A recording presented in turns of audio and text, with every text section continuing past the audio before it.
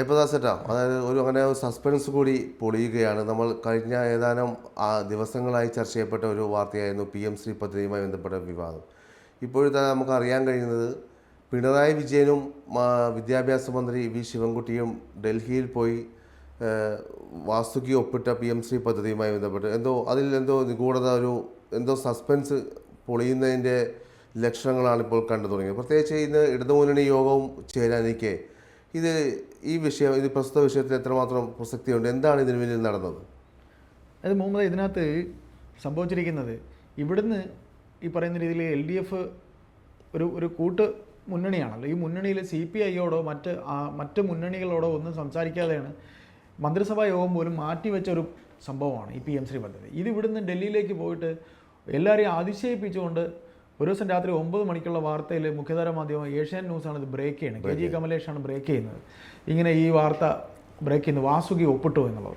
സത്യം പറഞ്ഞാൽ CPM-ലെ മന്ത്രിമാർ അവരെല്ലാം സംസ്ഥാന സമിതി അംഗങ്ങൾ വരെയുണ്ട്, സെക്രട്ടേറിയറ്റ് അംഗങ്ങളായ മന്ത്രിമാർ വരെയുണ്ട്, അംഗങ്ങളായിട്ടുള്ളവരൊരു മന്ത്രിമാരായിട്ടുണ്ട്.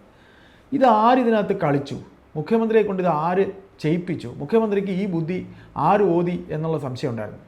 അതിപ്പോൾ നമ്മൾ ഈ ചില കള്ളങ്ങളെ ചിലർ മൂടി വയ്ക്കാൻ ശ്രമിക്കുമ്പോൾ അതുമായി ബന്ധപ്പെട്ടുള്ളവർ അറിയാതെ അവരുടെ സ്ലിപ്പ് ഓഫ് ടങ്ങിൽ അത് വീഴാറുണ്ട്. അപ്പോൾ ഈ കേന്ദ്രത്തിലെ വിദ്യാഭ്യാസ മന്ത്രി ധർമ്മേന്ദ്ര പ്രധാൻ കഴിഞ്ഞ ദിവസം ഒരു സ്റ്റേറ്റ്മെൻറ്റ് അദ്ദേഹം പറഞ്ഞു, നിങ്ങളുടെ ആ PM-ശ്രീ കരാർ പദ്ധതി പിൻവലിച്ചു എന്ന് പറഞ്ഞു. നിങ്ങളുടെ മുഖ്യമന്ത്രി പിണറായി വിജയനും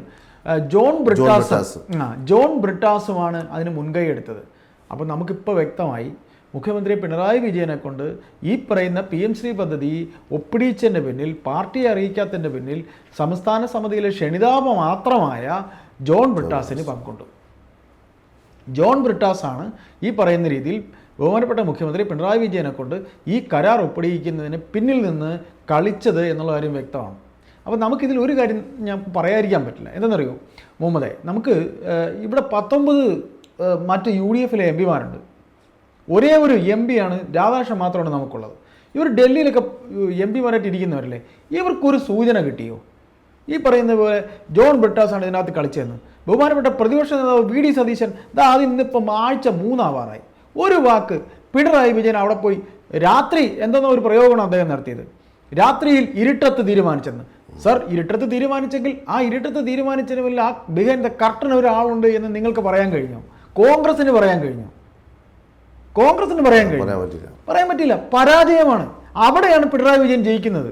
ബൈ പൊളിറ്റിക്കലി എങ്ങനെയാണ് പിണറായി വിജയൻ ജയിക്കുന്നത് വെച്ചാൽ, മന്ദന്മാരായ കോൺഗ്രസ് പ്രവർത്തകരെന്നേ നമുക്ക് പറയാൻ പറ്റും, മന്ദന്മാരെന്നേ പറയാൻ പറ്റുള്ളൂ. അവിടെ ജോൺ ബ്രിട്ടാസിനെ എന്തിനാണ് പിണറായി വിജയൻ ഡൽഹിയിൽ വെച്ചിരിക്കുന്നത്? ഈ KV തോമസ് എന്ന് പറയുന്ന കോൺഗ്രസിൻ്റെ പഴയകാല സമ്പത്തിനെ അവിടെ നിന്നെടുത്ത് മാറ്റിയിട്ട് KV തോമസിനെ അവിടെ വെച്ചു. KV തോമസിന് ഒരു ഡൈനാമിക് ഒരു പ്രകൃതമുണ്ട്, എല്ലായിടത്തും എത്താൻ അദ്ദേഹത്തിനറിയാം. ഈ കാണുന്ന മന്ത്രിമാരെ കാണുന്നത് എല്ലാം KV തോമസിൻ്റെ ചാലകമാണ്. അതുപോലെ ബ്രിട്ടാസിന് ഇദ്ദേഹം വെച്ചിരിക്കുന്നത് പാർട്ടിയുടെ CCയിൽ നടക്കുന്ന കാര്യങ്ങൾ, അതായത് ബേബിക്ക് ഒരു കൊളുത്തിടാനാണ് ഇദ്ദേഹം അവിടെ ഡൽഹിയിൽ ഇപ്പം ബ്രിട്ടാസിനെ സംസ്ഥാന സമിതിയിൽ ക്ഷണിതാവായി വെച്ചിരിക്കുന്നത്. അപ്പോൾ അവിടെ ബ്രിട്ടാസിൻ്റെ ഒരു ഗെയിം ഇവിടെ നടന്നിട്ടുണ്ട്. പിണറായി വിജയൻ ബ്രിട്ടാസിനെ ചുമ്മാ അല്ല വെച്ചേക്കുന്നത്. ബ്രിട്ടാസ് എന്ന് പറയുന്ന വ്യക്തി ഇന്നിപ്പോൾ 25 വർഷം കണ്ടായി കൈരളി തുടങ്ങിയിട്ട്, അതിൻ്റെ വാർഷിക ആഘോഷം എന്തൊക്കെയുണ്ട്. ബ്രിട്ടാസ് എന്ന് പറഞ്ഞാൽ പിണറായി വിജയൻ്റെ ചെവിയിൽ പല കാര്യങ്ങളും ഈ മീഡിയ മൊത്തത്തിൽ ഹാൻഡിൽ ചെയ്യുന്നതിൻ്റെ ബുദ്ധി ഉപദേശകൻ ബ്രിട്ടാസാണ്.